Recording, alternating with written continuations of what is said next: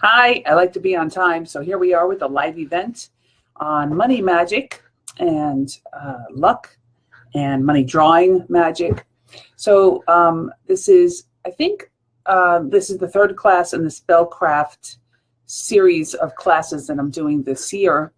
I'm doing classes basically about once a month, unless there's a holiday, usually on Thursday nights at 7 o'clock, if that's possible, or around Thursday nights at 7 o'clock, sometimes Friday, so keep an eye on that. Sometimes that changes based on my schedule or others. So I'm doing the series in this Spellcraft class. I have done this as a live class, and I also do this both privately and in groups in the New York City area.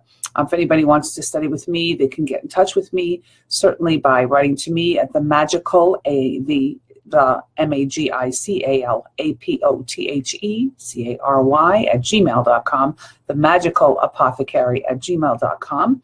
You can find my website online. It's magicapothecary.com, and you can join my group here, the Magic Apothecary, and I put up all sorts of things, and there's all sorts of groups that are combined. We have Pagan Path Group, which is taking us through the year of Sabbats on the wheel with the Wiccan Wheel of the Year, and also doing some moon work, talking about new moons, full moons, in between moons, and just that stuff about the goddess, the god, general ideas about witchcraft, not in great detail, but enough as a good introduction for people who really are serious about starting this path. There are plenty of books on these subjects online, but sometimes people like to watch or read with me, and I'm always available for conversation and or email and or any kind of way we want to communicate, even on a chat, if you have some questions or needs that I can help you figure out. So I'm inherently a teacher of these arts, and I've been doing this for now over 20 years. Initiated Gardnerian witch, and I am also an eclectic witch, an American witch, and I have been primarily practicing and working in the New York City area all of these years. So my bios and stuff are up everywhere you can find them, and just take a look. All right, so that's the intro. So Spellcraft, what is Spellcraft? We talked about that a couple of weeks back. Spellcraft is making spells, basically. There's a Spellcraft group. Hi there. Hi, Crystal. That you can look at on, it's actually on the event. Sorry, it's on the event. The link is on the event, and you can join that group. Just ask to join the group, and I'll let you in, and you can see the, hi, sweetie. You can see the links for supplies and the other videos that are there. So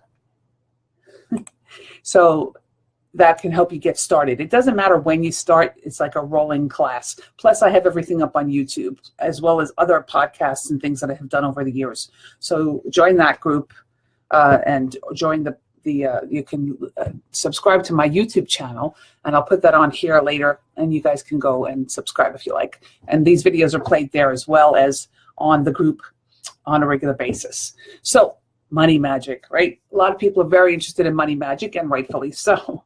There's not an easy thing to keep or to earn, especially in the climate that we're in right now in the world. But people have used magic for money and luck for centuries, since probably the beginning of time, since there was such a thing as money or exchange or power. So there's tons of stuff about money magic, both online and in books. There's different versions of how you can do these things. There are people who are doing witchcraft based in Wicca or Wiccan thought. That is one type of magic. And then there are people that do voodoo or voodoo as we know it here, or Santeria, or many other stregaria, many other magical paths. So yeah, that there are to do money magic or magic in general. There's even something called, there's something wonderful actually called hoodoo, which is Southern American folk magic, African folk magic, which is extremely powerful. Plus there's Hindu magic, there's Asian magic from different pantheons or different uses. And there's also just like superstitions all around money and magic. So we'll try to get through the forest of information. This is really just an introduction, or just a little bite so you can get started. And one of the things I did when I do what I do, my physical class, is that we sit and we make these things. So I welcome you to do that, and you can send me pictures and or videos if you want of what you've done for comment or for some information, or just for suggestions if you like. If you're just starting out in magic, that's fine. It's all about intention. So that's how we'll start. Money. Well, money is just a simple word. So let's talk about what that first thing out of the box is that you need to do is decide what it is you need. What do you want? What do you want? And it's not something that you maybe, if you're having an emergency, like a money emergency, we'll talk about that a little bit later, and how you can do some really fast, speedy magic to get you a certain amount of money. Like sometimes people have problems with their rent or bill or something that's come up that they need a certain amount for. So that's a specific kind of magic that is sometimes successful and sometimes not. But we'll talk about it anyway. This magic we're talking about is more long-term, more of having more success, more of I want to make this much money in my year or in my life, or I want this much in the bank, or I want to win at gambling. I want to go to Las Vegas and make a lot of money, and I want to have a great time doing that, or whatever it is, or at the racetrack or at cards. People do these things both for fun and for money. So for luck. And also luck, you talk about luck. There are people who are performers who need luck at auditions, or people who need luck at, again, at the gaming tables, or people who just want luck to get another job, to be lucky with money in general, just to have good luck. So a lot of this work is around that. So the first thing we want to do is figure out exactly what it is you want. Do you want money, like we're saying, all those categories? So think about that and start writing it down. I would say take a couple weeks and really think about exactly what you want. And one way to help clarify that for yourself is really to write. Some people don't like to write, but it's good to write exactly what you want and then review it. And keep going back and saying, I want $75,000 in salary this year, say, for example. And then you next day review it and say, well, is that all I want? Or how do I want it? That's important too. If, say, we have a number, we want to earn a certain amount of money, or I want luck at a certain thing, well, why and how? So go down those W's we do in English class when we're kids. Who, what, where, when, why, and how. Who is you, maybe, or maybe you hope to have money for your children, or you want your spouse or friend or lover to make a lot more money. So who are we making the spell for? Yourself or for your family? So that's specific. What do you want? I just already said, what do you want? Do you want money? Do you want power? Do you want luck? How much? Why? Why? Why do you want it? Why do you need this? What are you going to do with it? Who, what, where, when? When do you want it to come to you? Is it an emergency, as I said before, and you need it right away? Or is it something that you can wait and simmer for a while in a job situation or something like that? Great. It's just building, Crystal just wrote, we're building a new life together. Wonderful. So that's a good way to start. What is it? And if you're doing it with somebody else, fantastic. So that would be somebody you sit and work with. Also, you can work with a spouse or a lover, girlfriend, boyfriend, whomever, family member, child. And what are the goals? This is normal stuff. What are the goals, and what is the amount of time you want it to happen within? Okay, so we'll talk about magic. Magic generally happens within, they say, 3 moon cycles. That's 3 months or 12 weeks, which makes kind of sense because you're setting up a new way of thinking or a new habit. And a lot of people say 12 weeks is what you need to set in a habit, 90 days for a job to stick. So you need a little time.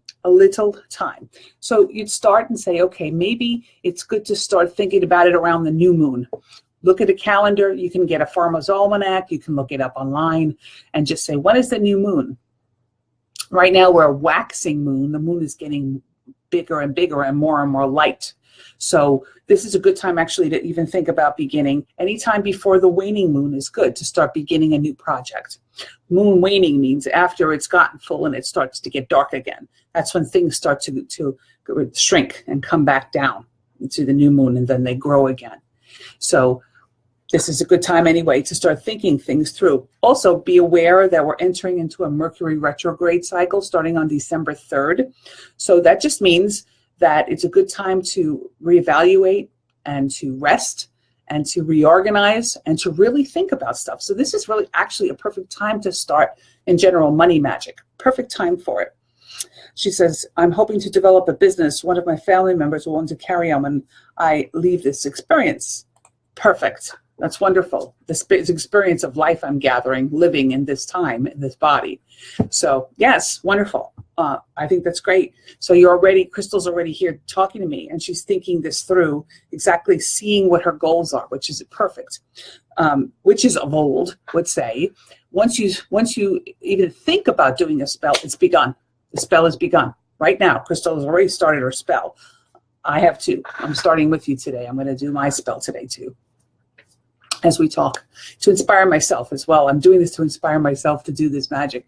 So it's very hard to sit down and be specific. A lot of people will say, I just want a big, great job. I want this and this and this. I want it now. Again, fast magic. All right, so we've written down our goals, the who, what, where, when, whys, and hows of our magic. Then we start. Okay, so let's talk briefly about herbs.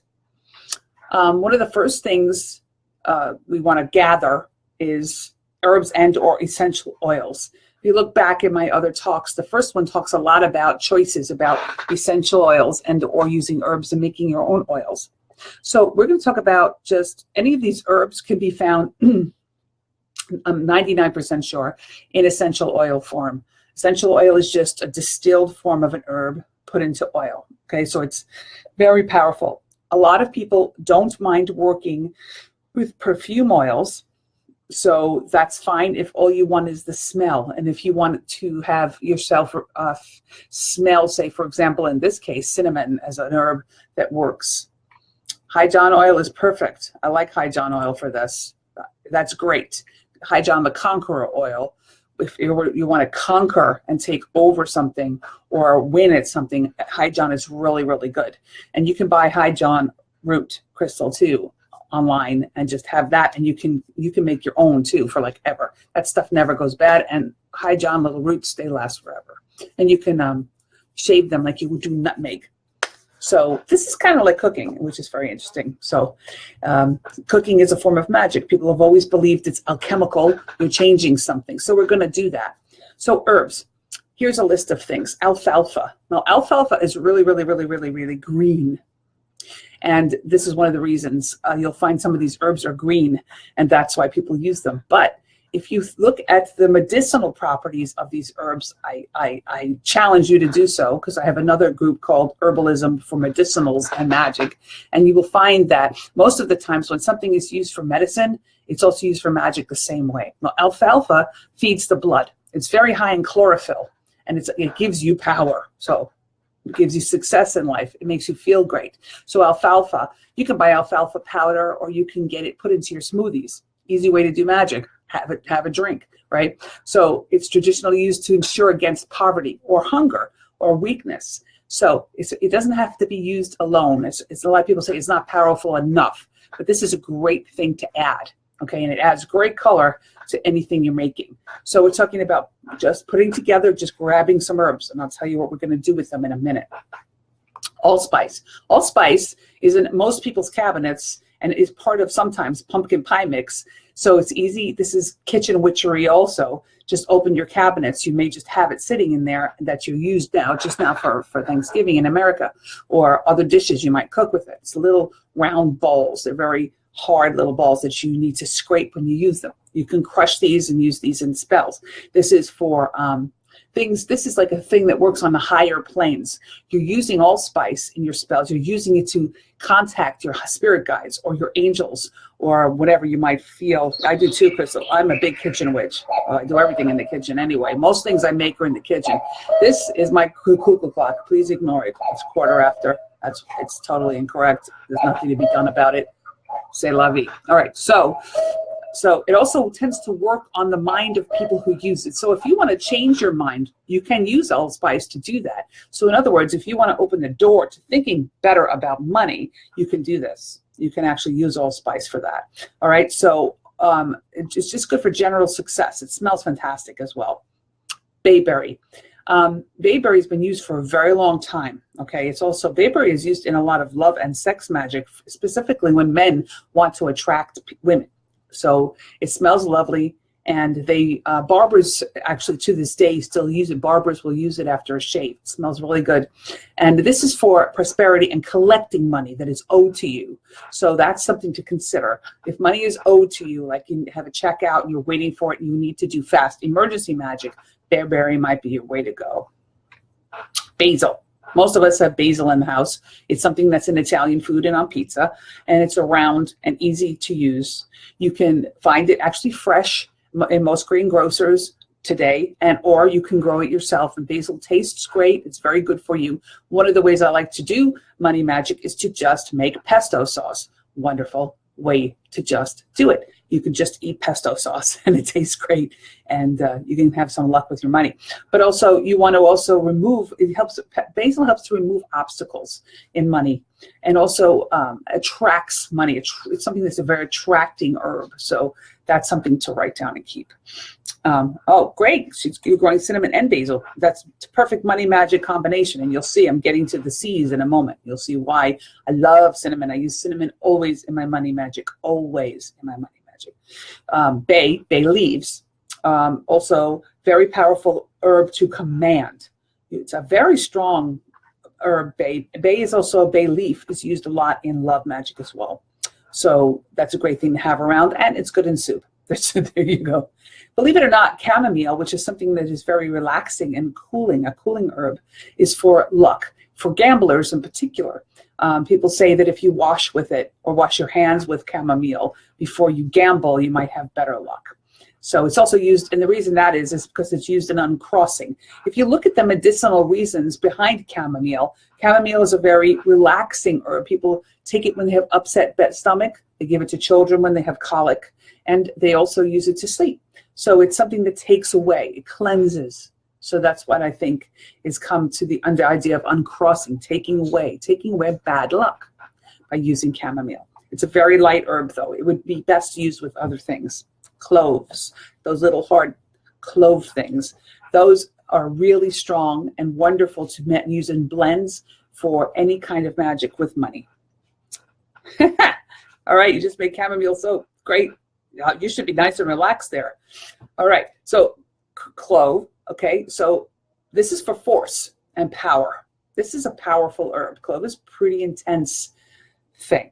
So again, it tastes fantastic on ham, and people mix it with all kinds of things in the holiday season of Christmas. They make, or from the fall on, people make mulled cider, and this is a great way to just make money. Money magic in the kitchen. Apple cider. You can use apple cider, some cloves and cinnamon and nutmeg and allspice in a little pouch or bag, and you just boil it up, and it smells amazing. I like to make it in the crock pot, and the whole house smells fantastic, and you just drink it for days. You can keep it cool in the fridge, just sift out all the herbs. And you can actually put all of these herbs pretty much, as long as they're not, any herb that's not poisonous can go into your food, and you can eat it as a form of magic. All right, so cinnamon. All right. Cinnamon is for concentrating and for concentrating the spell. So just a dash of cinnamon will make things much more powerful. Cinnamon will sort of bind together the entire idea of your magic. So that's what that's great for. Okay, it's also for passion and for healing. So if you want to heal yourself as when it comes to money, when it comes to thinking about money and how you want to think about money and wealth and luck, cinnamon is a way to go. Cinnamon is also great to stabilize the body, and it's good for the blood sugar. It keeps things stable. It's a protective, cleansing herb. We know frankincense is a big deal. I always use frankincense essential oil or frankincense beads or frankincense incense when I do money magic for anybody or myself. And of course, this is the male principle, as myrrh is the female principle. So this is like a yin and yang, frankincense and myrrh. Okay, this is a combination that you will find in many magical stores, in all kinds of incense, everywhere in perfumes, and you can just buy yourself little droplets. They're both from trees, frankincense and myrrh, or trees sap, and you can use them. And this is for balance, and also for protection, and for both to gain prosperity and blessings. That's why the 3 wise men brought it to Jesus Christ when he was born. That was a great gift to give somebody to have for their whole life. You don't need a lot. It's expensive and you don't need a lot. So anybody who's doing magic for money, I would kind of suggest to try to find some of that. And again, if you have questions about where to find things based on where you live, I can help you find them, or you can just do a quick search on the internet and it'd be easy for you to find. Okay, for cinquefoil or 5-finger oil or herb. Thank you, Crystal. He's giving me likes, and I appreciate that. Is really powerful. This has been used forever and ever and ever and ever and ever. This is something that is in almost every single money mixture, and it also removes jinxes. People say jinx remover. It's a protective herb. So 5 cinquefoil or 5-fingered herb, and you can buy that online. That's not something I think you'd want to eat, though. That's something that's not an eating herb. Mint, believe it or not, plain old mint. Well, mint is green, and mint has got a smell like dollar bills. That's the association. Plus, mint does heal, and it also stimulates, and it stimulates money. So if you add, or drawing of money, if you add mint to your spell, you're going to stimulate your spell, stimulate the work. You're going to wake up the spirits around you, whomever it is you work with, or whatever work you do, and let them know this is serious stuff. We got to get this going. Patchouli oil, or patchouli itself. Don't eat patchouli ever. You don't have to eat patchouli. It's a mint, but I don't think it's very agreeable. It's not poisonous, but it's not agreeable. So this is an herb of power and manifestation. Okay, this is power and manifestation. This is making your wishes come to reality, whatever wishes they might be. This is in the late 60s and 70s. A lot of people wore it as a sort of seductive oil, and that could work. If you wishing for a certain person, and you use your patchouli to get them, it might help get them. So this is also an earthy, very earthy herb, and money itself and power and gold is an earth thing.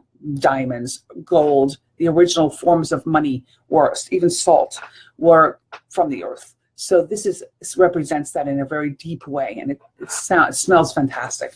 So those are just some of things. You can find more if you have other ideas. Anything that works for you works.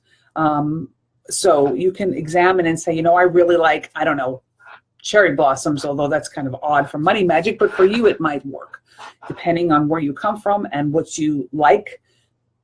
All up to you. So take a look at that.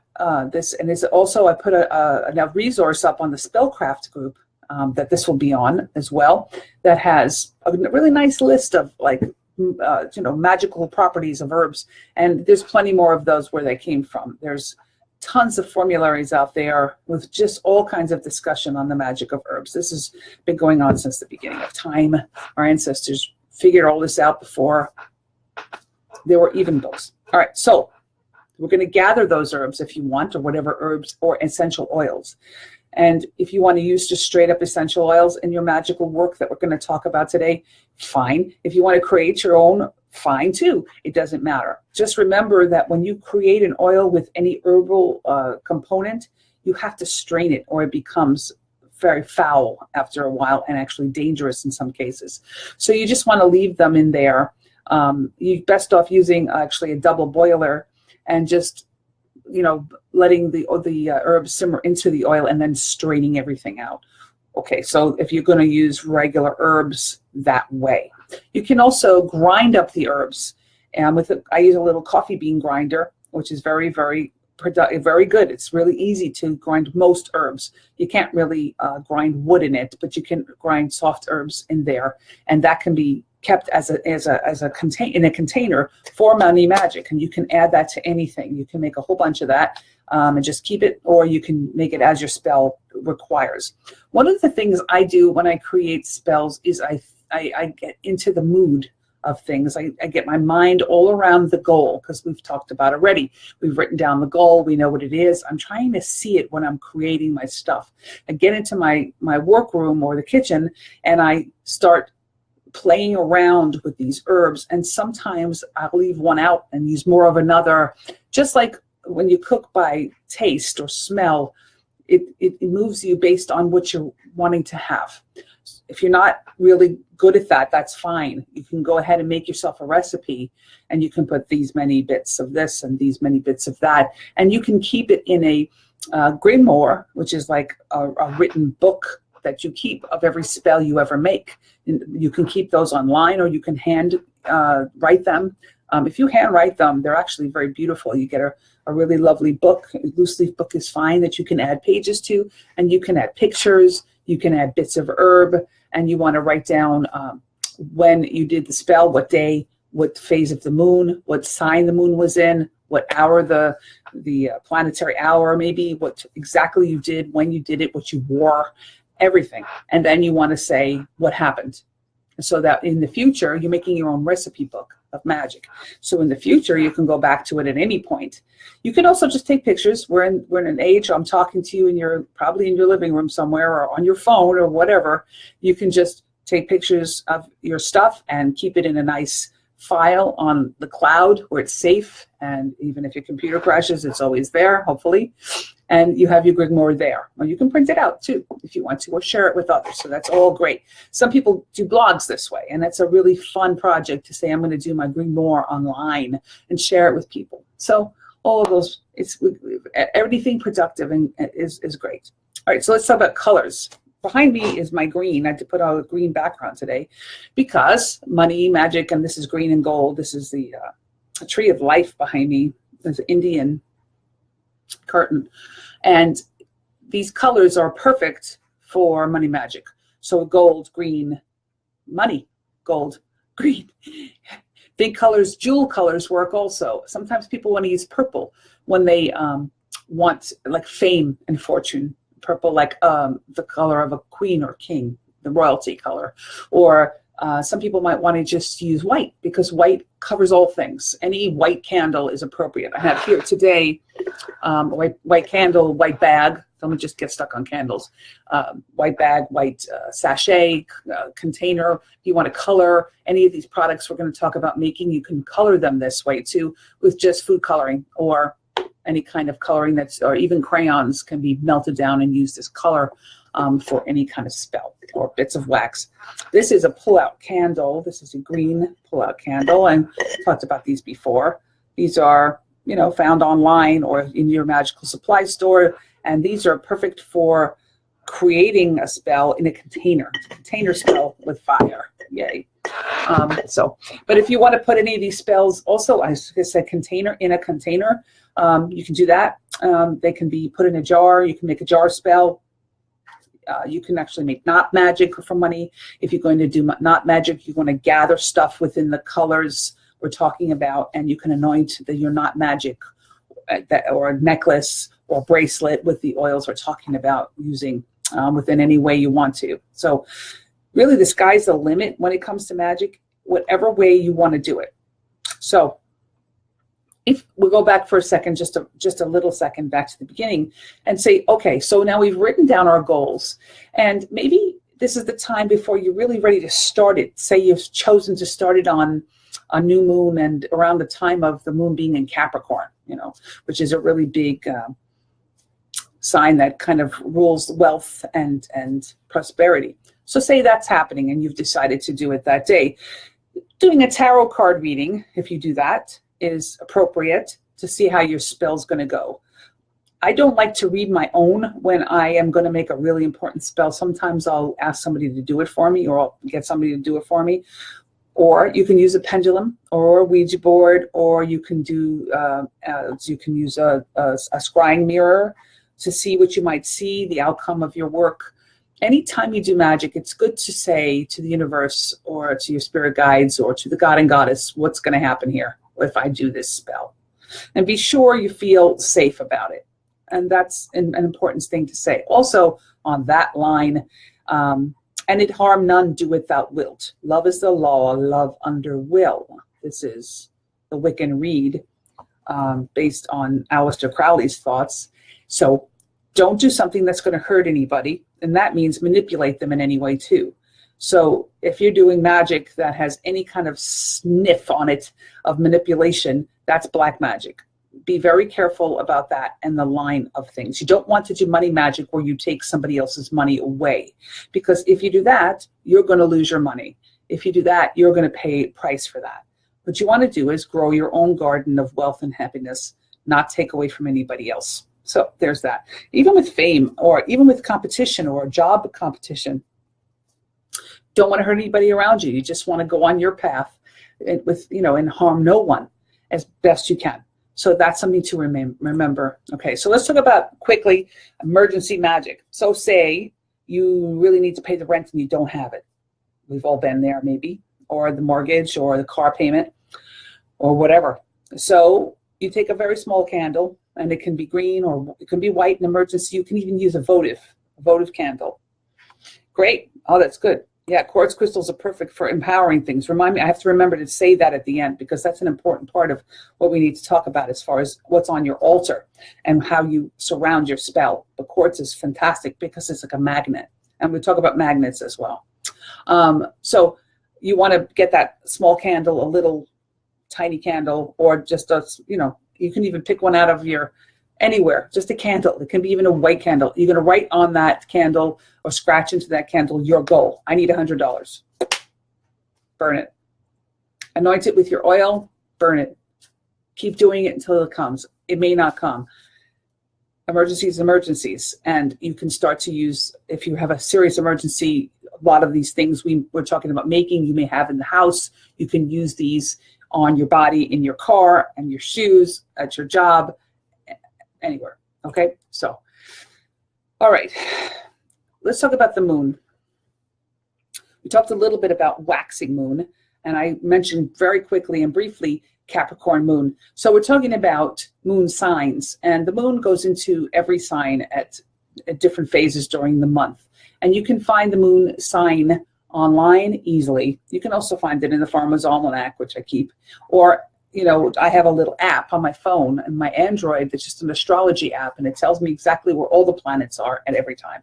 I also have an app for the planetary hours, which also you can just find online, or you can look up in something called an ephemeris, EMPHEMIRIS, ephemeris, that tells you where the planets are, at what time, and when they move and change. So moon waxing, from new moon until full moon, until like the day or so after the full moon, is when you want to do your money magic to draw in, bring in. Okay, like I said, it could take 3 cycles, maybe more, for you to start reaching these goals. What spells really kind of are sort of prayers that you can see. They're there, they're manifest, you see them, you touch them, and it keeps your mind focused on this goal.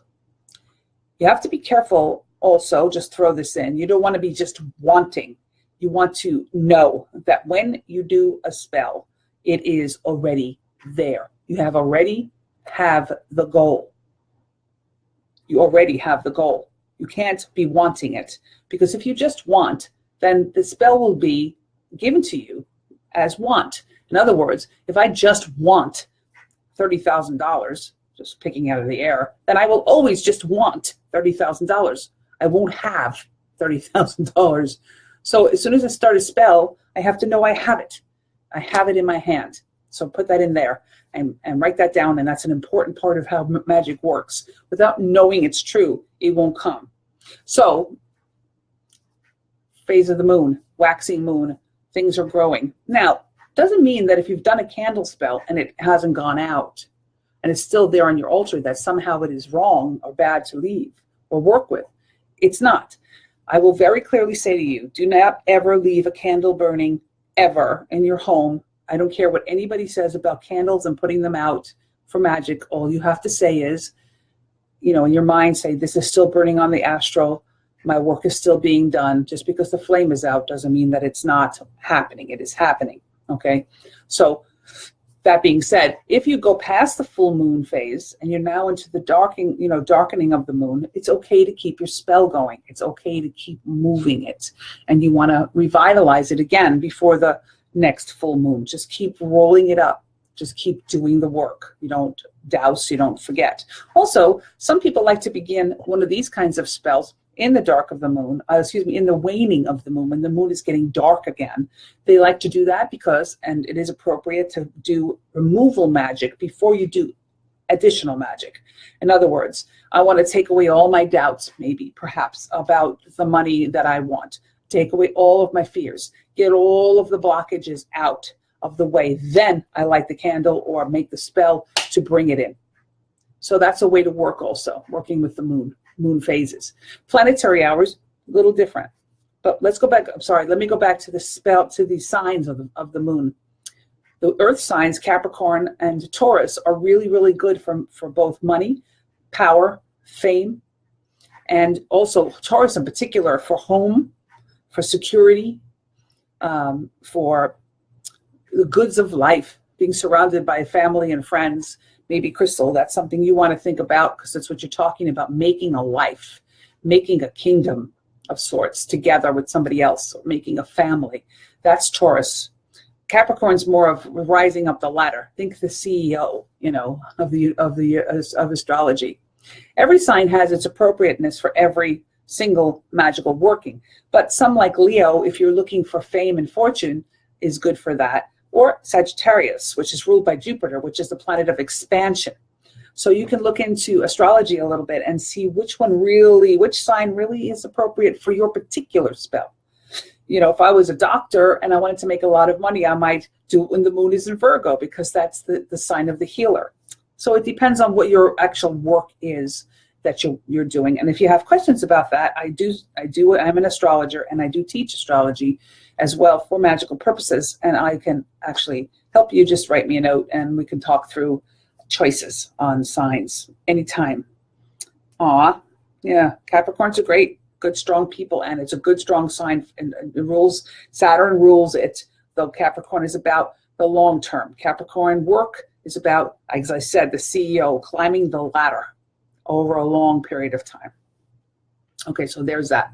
So we did that. Magical hours quickly. So also, anytime you want to say, when am I awake, and do I want to do a spell, and is the moon in the right place, in the right phase, in the right sign? Now let me look at the day and see what time, I don't know, Jupiter is around, and what hour I could really start my spell. Now this it's like layers of power you're using here, layers of them. So, okay, that's great. Oh, that's who you're talking about, your mom. That's great. She's going to love this, really. Money, magic, and Capricorns is a nice mixture. So find the time. It could be a Saturn hour. It could be the hour of Mercury if you want to deal with communications. It's the hour of the sun if you want to deal with fame and expansion of your powers, etc., etc. So that's another added layer. It's like, again, it's like, I guess, like cooking, where you just don't have one thing. You're adding and adding and adding and adding, or painting, or sculpture, or anything that grows from one thing and other additional things are added. Sewing, I can go on. Okay, it's a craft like any other craft. So there's that. So planetary hours. So let's say we start with one of the simplest things is candle magic, and we have this nice idea of a pull-out candle. This one's green. Could use a white one. You can use a gold one. I said before, whatever color you choose. You can then, when you have a candle, if you like I said with the emergency magic, if you have a candle, you can carve a candle with like a knife or sculpture stuff, tools, or any sharp object. Really, screwdrivers come in handy. I've used those. So you want to put on this candle, if you're using a candle, what symbols this magic has. What is it? A dollar sign? Is it a pot of gold? Is it a word that says money in whatever language you use? Do you want to draw it on a sigil based on a planet or a demon or an angel? Do you want to put your own name in there? Do you want to carve in, using an alphabet, an ancient alphabet that only you can see or understand, or symbols that only you know? One of the things about spells I just want to put in, you should never tell anybody you're doing a spell, ever. Don't ever tell anyone you're doing it, and don't tell them why. Because even if they love you and they really want you to succeed, their doubts may stop your spell, if they have any. So even if you have somebody you're working with, they're working with you, that's one thing. there aren't the same spell. That's different. But if you have somebody you live with, keep your spells to yourself.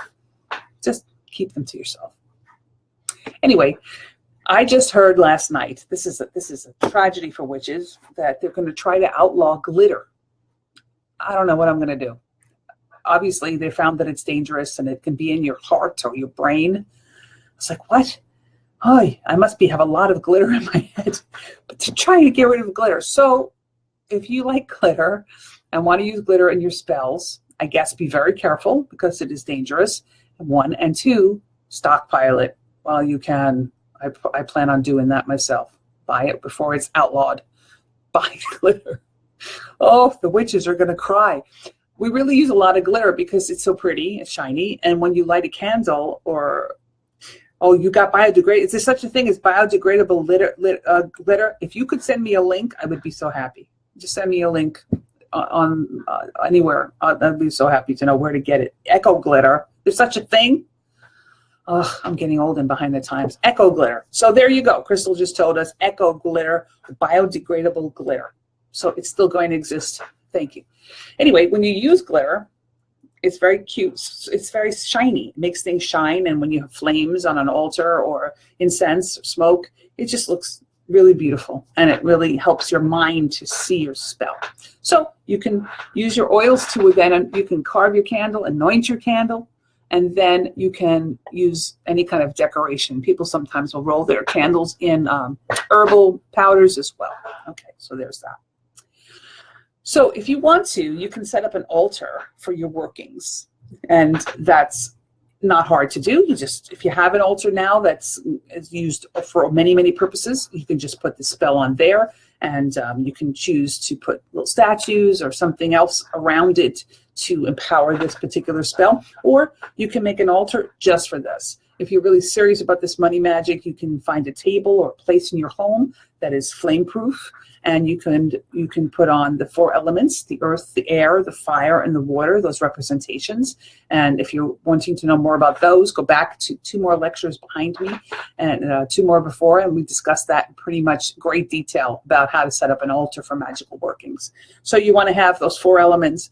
Plus, if you want pictures of a deity, a god, a goddess, anything, God, Jesus, Mary, Joseph, it doesn't matter.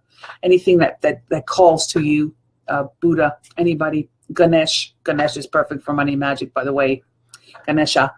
And so you set up this altar, you put on the elements, and those elements should be in a way set up for magic, for money. Like you want to put maybe real money as your representation of earth, or gold, or jewels, or I don't know, any kind of precious stones, or anything that means money to you, or anything. Earth, air, can be incense, could be feathers, could be, I don't know, anything that birds, pictures of them, or birds that mean royalty or richness to you. Fire, you know, a lot of people just use a nice, beautiful red candle, or you can use a lion if you're trying to get famous and you want to represent Leo there in the south, or the Archangel Michael is a good placeholder for fire if you want that kind of power over things. Energy on your altar. And water, you can put that in a shell, you can put that in a gold cup, you can put that in a crystal cup, a gem encrusted goblet, whatever you have. It's perfectly great. And maybe you want to put an altar cloth down that's green or gold if you have, and as long as it's flame proof and safe. So there's that. Then you want to place your spell on this altar. And also you want to go to this altar on a daily basis. On a daily basis, you want to go and revitalize this spell. Read what you wrote. Pay attention to that. So we're talking about a spell that's an ongoing spell. Could be a candle, could be something that's a chant, or it could be not magic that you do 1 knot a day for 30 days. Or it could be, you know, gathering of symbols that mean the growth of this thing for you. I mean, whatever your creativity will give you is what will bring to you on this subject. That's why I say really take your time and try to picture it and really keep building this and working with it. The more you do, the better the spell's going to be. All right, so there's those ideas.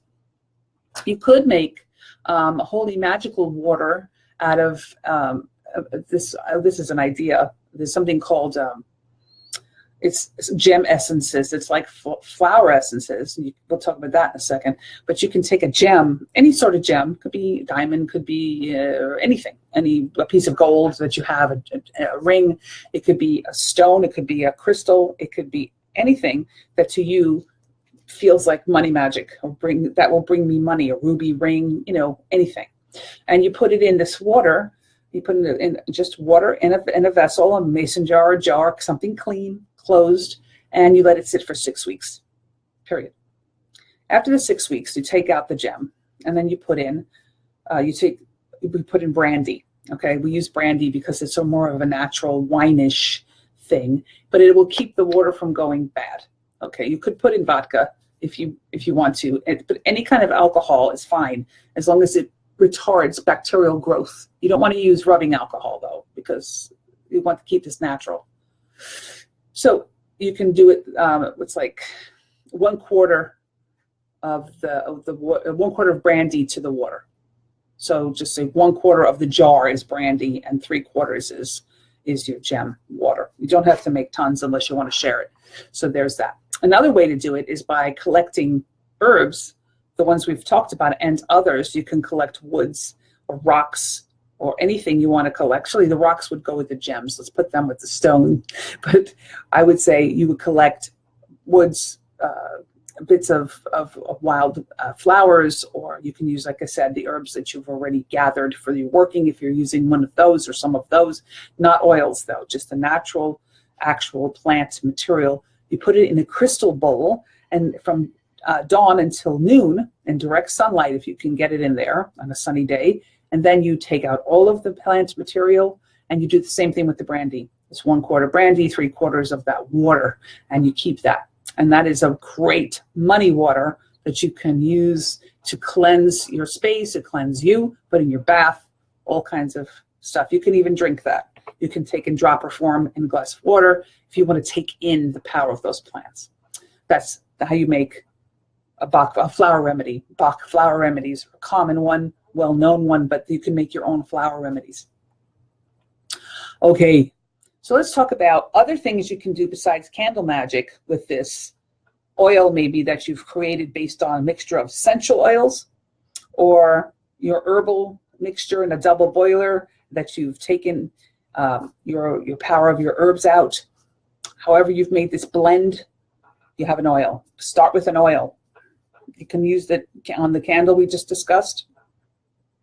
You can burn it as incense. You can burn oil on a charcoal. They sell these hookah charcoals or charcoals in magical supplies stores. You can find them. So you just take a couple of drops of your oil, and it'll boil away and make a steam. And that's a great way to use your oil as incense. Just a couple of drops is fine. Or you can mix that into plant materials that you're going to use, any kind of plant materials, as long as they're not toxic. And you can burn that on the same charcoal. But make sure those are in a fireproof dish. Sometimes people buy little black cauldrons made out of fireproof metals, or you can use a really good ashtray. So that's a way to go with that. That's a great way to make your own incense. On the incense, which I was going to do last, but I'll do now, I have on my list of supplies hamster bedding, which people think I'm crazy, but you can get really fine hamster bedding, crush it up, and even, with a mortar and pestle, and then add your oil into it and your herbs into it, and that stays forever in a beautiful way. And it's cedar, and cedar is good for money drawing.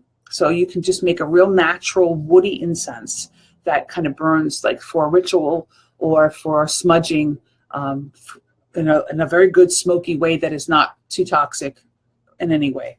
So that's a way to go. You can also buy wood powders, and on the Spellcraft group, I just put up a list of places to get that, and there's tons of places to get wood powders, and that's how you make incense, with wood powder base. And if you want to make stick incense, you can do it two ways. You can buy incense sticks that are very, very thin. They're very thin wood that burn very easily, and you can just immerse them in your oil, and then you can burn that, and that's going to be an incense stick. Or you can buy, you can roll that in the wood powder with the oil, and you can let that dry on the stick, and then you have more of a burn and more of a double sort of a smoky thing that people love to see. Or you can just buy cones. They make incense cones out of wood there's no smell on them. You can make your own essential oil blend for money or whatever else and just put that on there. So that's ways to use incense that we can create on our own. Anything we do here, we talk about, you can always go buy it, but I don't like to. And I think most witches don't like to because they want to make it. Because when you make it, it's more powerful. But I have nothing against anybody who wants to go buy it, ever. And by the way, I make all these things, and if you want to purchase them from me, I'd be happy to help you make them and make them for you specifically. That is something that I do. I tailor my magic for you, and then I teach you how to use it. So if you're interested in me making things for you, I certainly can. And if you're interested in exploring other types of magical work, like I've mentioned, hoodoo, voodoo, voodoo, santeria, stregaria, you can find people who work in those and use those kinds of magical processes as well. You can purchase from other magicians easily. So, okay, so here's our oil. We're going to make our own. Let's talk about making a money powder. Money powder is a very common thing that you can find. You find this in all kinds of magical supply places, and you can make your own real simple and real cheap. All you need is cornstarch and your oil. Done. Also, if you want to use benzoin powder, benzoin, that helps the powder keeps the odor in the powder longer. So cornstarch can work. I sometimes use rice flour. So, and also you can find, like, you know, scent-free powders in cans and jars and stuff in the grocery store. Just then you can add your own essential oil, and into that you can grind herbs. And this is something you can wear on your body. You can put in a sachet, you know, a little tiny bag that you can tie and wear on your body, or keep in your purse, or you can put that in your wallet. I have a friend who used to make these little, I can make them too. I haven't made them though. Maybe I should. It sounds like a good idea. I think I will. What she used to do is take her essential oil and mix it in powder, add her herbs, and then press little circles and just draw a pentagram on those and let those dry. And then she'd give them to people as gifts who were put in their wallets. And they were lovely. They eventually crumble, but the magic is with you while it's with you. So that's a lovely way to move it.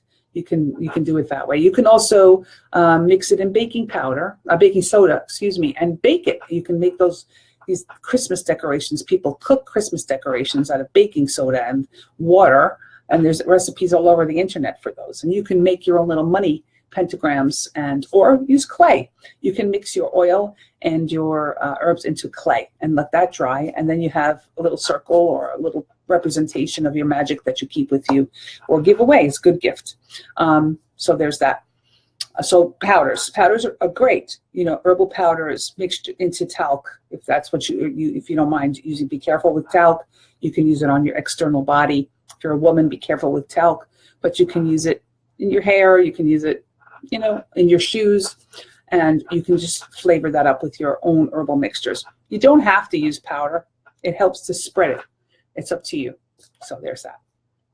So think about that. You can actually add a powder into the bottom of one of these candles, just the bottom, and you can then have that there as more of a layer of power in there using the same thing. All right, so that's one way to use powder. Any other questions about that? I make blush and I make makeup using these powders. So if you want to know about that, get in touch and I can tell you how to do that. That's kind of cool too. So and maybe I'll talk about that another day. Bath salts. Bath salts are pretty simple to make. You take Epsom salts, baking soda, and regular salt. Use sea salt. You can use Himalayan salt. You can use table salt. It doesn't matter. You mix them up in equal portions, whatever makes you happy, and then you add your essential oils and herbs, and you can soak in that. If you're going to use whole herbs, again, ground herbs, okay, be careful with your bathtubs. If you're going to use whole herbs, you might want to put them in a little pouch. They sell these little net pouches that people use for crafts quite often, and those are easy to just tie and leave in your bath. So there's that. Speaking of pouches, boy, I can go on for weeks.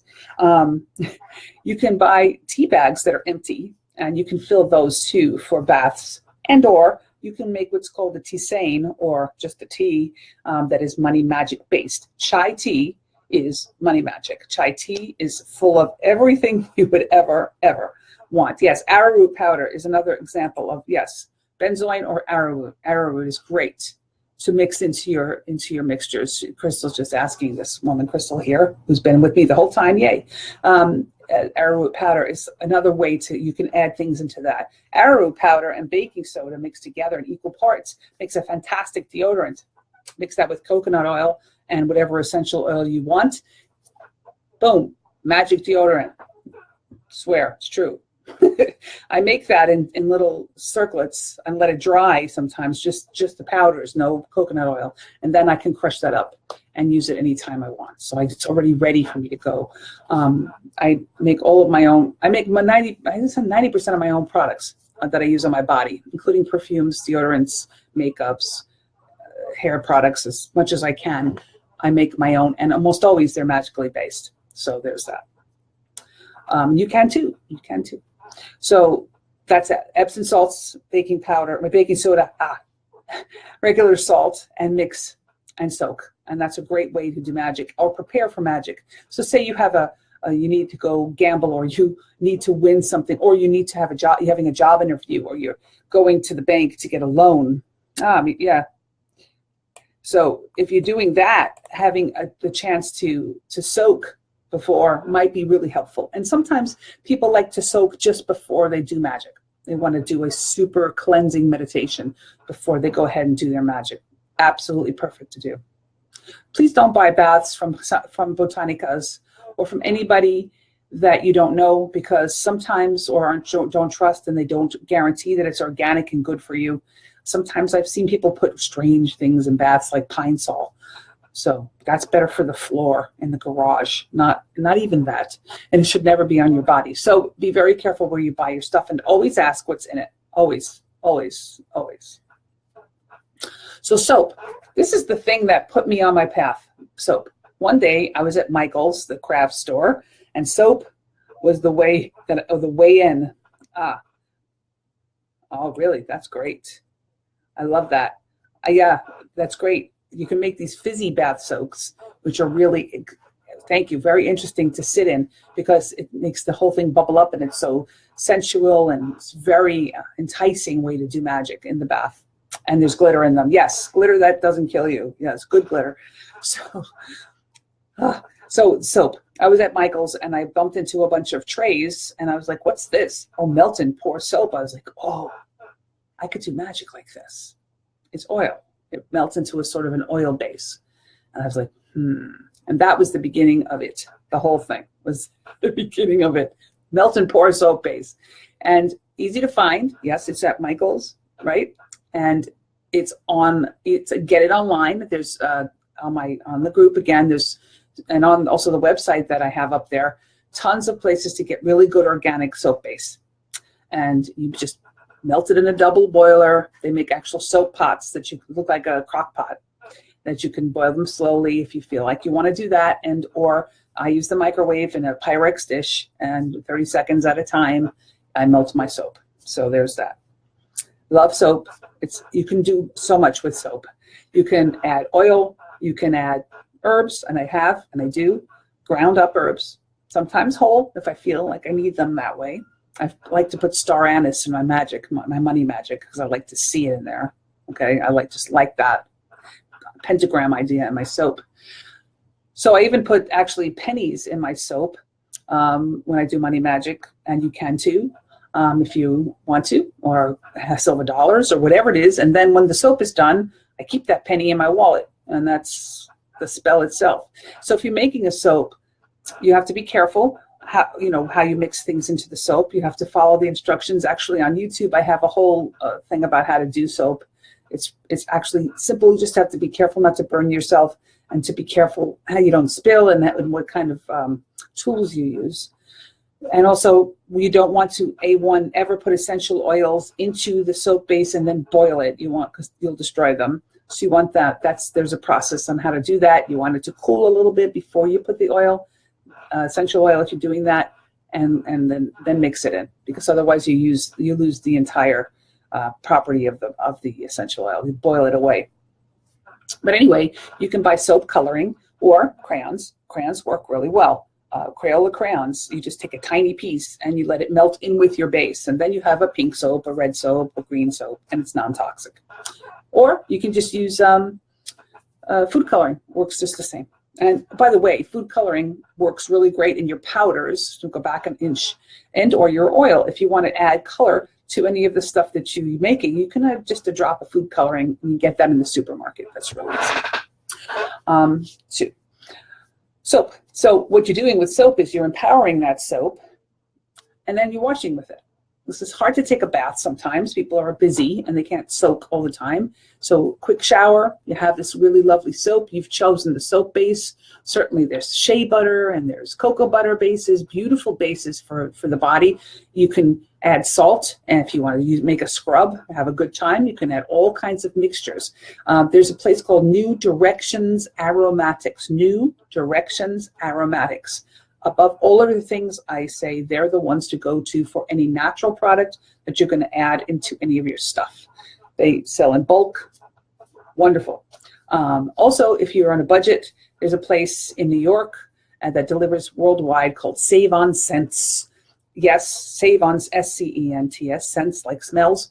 And they are a perfume house mostly, and they have a lot of perfume oils, but they have a pretty good Castile soap base, crystal base that you can use, and it's not that expensive. Whenever you can buy in bulk, it's better. So there's that. And if you do go to New Directions, just make sure you go to if you're in America, go to the US site and not the Canadian site. That's the one that it's got our money converted correctly and shipping correctly. So yeah, it's a great, that place was like one of the major forces behind everything I'm talking about, because I kept trying new things and I kept buying from them, and they were just always, and I still have their products and I use them constantly. So, all right, so you can buy soap dishes that forms that are shaped like dollar bills, or you can buy silicone, actually it's a cupcake, silicone cupcake pans, or anything that you might want to use for candy. You can, if you can buy them in a candy making store, candy supply store. If you want to make shapes with your soap, you can find them in those, or you can just look online for, like, I don't know, whatever turns you on monetarily. Could be pots of gold. You could look for circles that you can, then add to, or whatever really you find that makes you happy, because you're making it for yourself. And if you're making it for others, what might they like? I found some molds that were purely pagan, and you can find those online now very easily. Or you can they make trays that look like a loaf pan, and you fill up the whole thing, and then you just slice, and then you can do what you want with that. So all those different ways to think about it. So again, you can color it green, you can add herbs, whatever you like. One thing I like to make is lotion. You can find scent-free lotion bases, or you can make your own. Lotion's a little tricky to make. It takes time, and you have to blend several things to make it happen. So if you are really into that, you can look at how to do that and make your own healthy lotion, all organic, all great for your skin. Or you can buy bases that are, like, shea butter bases, or cocoa butter bases, or coconut oil bases. If you want to use coconut oil, it's one of the easiest oils to use, or things to use, when it comes to this stuff, because it gets hard at cold temperatures. So you can leave it in the fridge and it becomes more solid, and then you can use it as a money magic conductor. You can actually use coconut, and some societies believe the coconuts are a form of richness and money. They use them for money. So coconut oil is a wonderful base. You can buy a lovely jar of organic, mix in your herbs and your essential oils. Just melt that in the pan or in the microwave in a Pyrex dish, and then let that get solid. And you could shape it if you wanted to, or you can put it. Yeah, me too. Body butters are amazing. You can put it in just a baby food jar, and then you have something that you can rub into your skin with those same the same idea. If you want to get more expansive, you can buy body butters. You can buy concentrated forms of body butter lotion online, or you could just buy plenty of scent-free lotions out there. Plenty of them. You can buy them in the drugstore, and then you can add, I would melt them a little bit, and I would add my essential oils when they cooled, and then you can put them in any container you want. So there's that. So lotion, and that lotion you could be used in your hair, on your body, anywhere. Perfume. Next one in the list is perfume. I'm over time, so we're going to stay in. I'm going to keep going because this is important.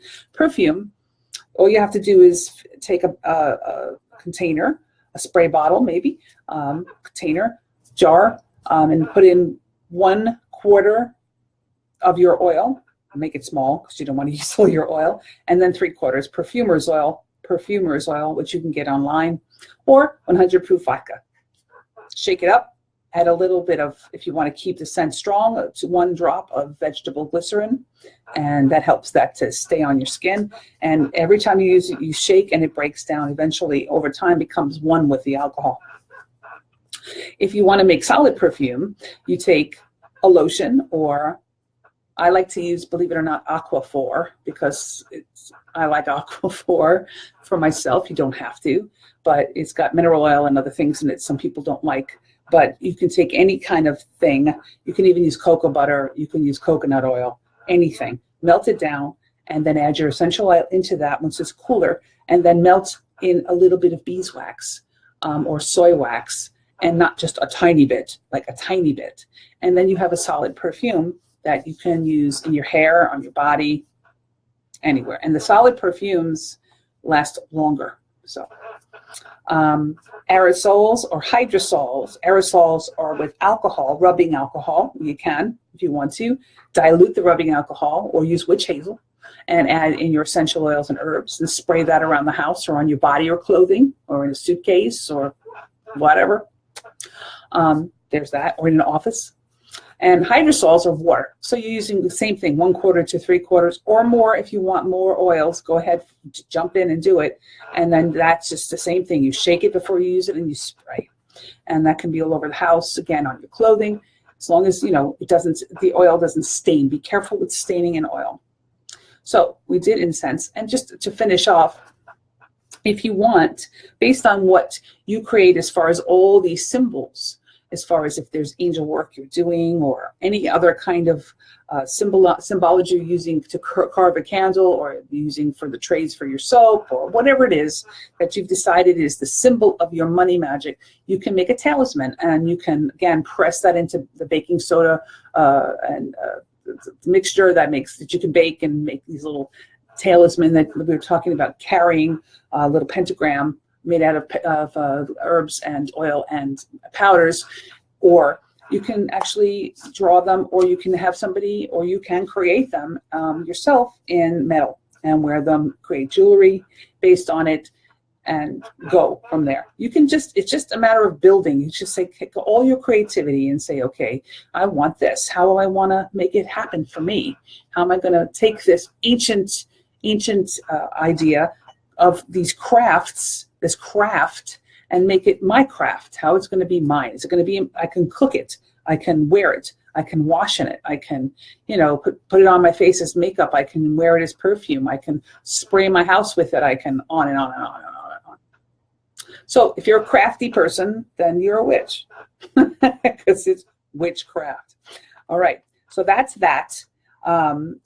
If you have any questions, like I said, just please, please, please write to me and we can discuss them. Meanwhile, online, themagicapothecary.com, or you can write to me at the magical, M-A-G-I-C-A, the magical, M-A-G-I-C-A-L, apothecary, A-P-O-T-H-E-C-A-R-Y, the magical apothecary at gmail.com, or write to me on these groups here, and I generally check in every few days. I see if I have a note, or you can find me. I'm Mary Elizabeth Macari, M-I-C-A-R-I, on Facebook, and you can just write to me there, and we can talk. All right. Thank you for coming today. I love it that there are people here who are so interested in what we're doing, and so lovely. and kind to spend their time with us and spread the word that this is out there. If you know other people who are interested, this is absolutely free. I'm not asking for anything. Like I said, I do make spells and I do make stuff for people, but it's not the aim behind this necessarily. It's at all. It's just a matter of giving this information out to people who are interested in it. And I'm glad people are out there who want to know. All right. You all have a good night. Many blessings. Namaste. May the God and Goddess be with you as always. And may all of your desires come true. See you in a month. We'll be doing fame magic next month. See you then. Bye. Bye, Crystal.